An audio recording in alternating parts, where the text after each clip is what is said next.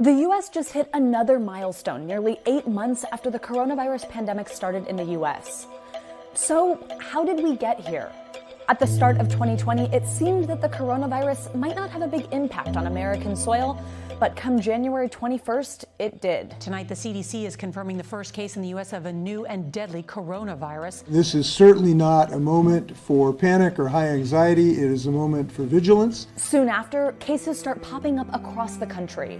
The CDC has just confirmed a few minutes ago the second case. And a third case now of the coronavirus has been confirmed here in the United States. Then there's this announcement on January 31st. I have today declared that the coronavirus presents a public health emergency in the United States. On February 29th, a man in Washington state becomes the first person to die from coronavirus in the country. However, we'd later find out that 2 patients in California died of the virus earlier that month. And by this point, President Trump starts downplaying the virus. The risk to the American people remains very low. It's going to disappear. One day it's like a miracle. It will disappear. It will go away. Just stay calm. It will go away. Although we recently learned Trump knew about the risks. You just breathe the air. That's how it's passed. And so that's a very tricky one. That's a very delicate one.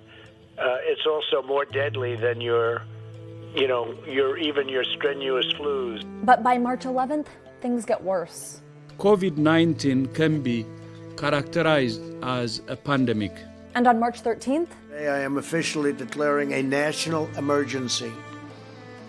2 very big words. Soon after, several states announced stay-at-home orders. Stay at home. Stay home, stay safe. Quite simply, stay at home. And New York becomes the global epicenter of the outbreak. In New York, you are looking at a problem that is of a totally different magnitude and dimension. By the end of March, the death toll starts increasing, and Trump changes his tone. As we're saying to 100,000, it's a horrible number. Maybe even less, but to 100,000. So we have between 100 and 200,000. We all together have done a very good job. In mid-April, COVID-19 deaths reached their peak, with more than 2,000 Americans dying a day. Meanwhile, the unemployment rate skyrockets to almost 15%, and protests against stay-at-home orders crop up across the country.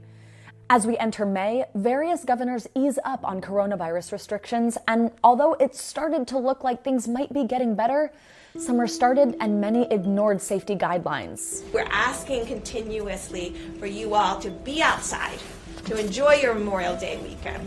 A few days later, the U.S. reaches this new chapter. We have now lost over 100,000 Americans. Throughout June, protests against police brutality take the nation by storm. And over the next few weeks, COVID-19 cases climb once again. But while these huge crowds left little room for social distancing, studies found the protests did not lead to a spike in infections.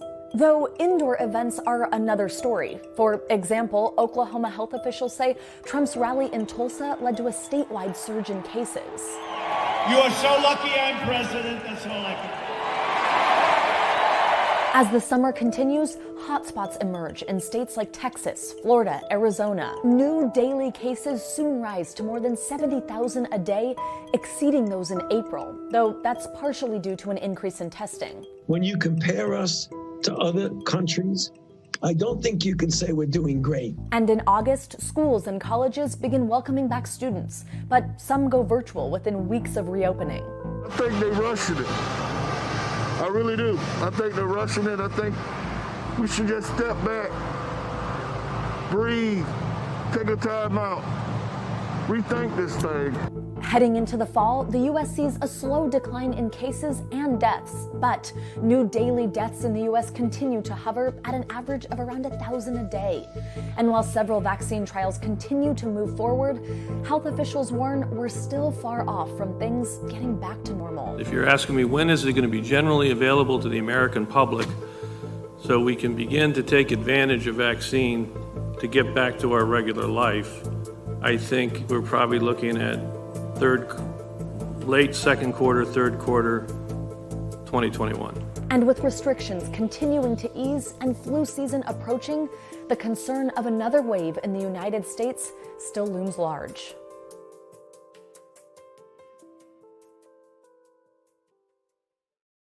Hey, NBC News viewers, thanks for checking out our YouTube channel. Subscribe by clicking on that button down here and click on any of the videos over here to watch the latest interviews, show highlights, and digital exclusives. Thanks for watching.